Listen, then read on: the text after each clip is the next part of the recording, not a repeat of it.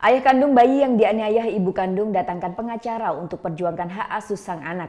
Meski mengutuk perbuatan Mariana, ibu kandung sang anak, ia tetap berharap Mariana tidak ditahan polisi.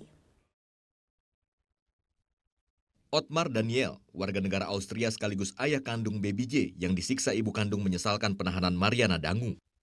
Meski kutuk keras perbuatan Mariana, ia berharap ibu kandung Baby J itu diterapi kejiwaannya. Melalui pengacara, Otmar berharap bisa dapatkan hak asuh anaknya itu.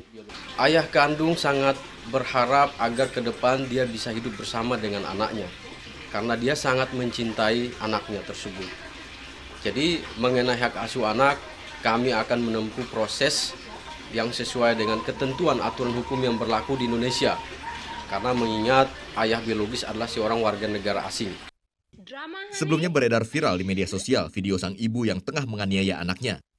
Kasus itu kemudian dilaporkan oleh Yayasan Meta Mama and Maga Foundation karena sang ibu bersikeras hendak mengambil anaknya yang diambil alih pengasuhnya oleh pihak yayasan. Pihak yayasan melaporkan sang ibu ke Polda Bali. Jumat malam Mariana Dangu, ibu kandung Baby J, langsung ditahan Polda Bali. Mariana diduga mengalami depresi pasca melahirkan yang kerap disebut baby blues syndrome. Surya Sanjaya melaporkan untuk NET.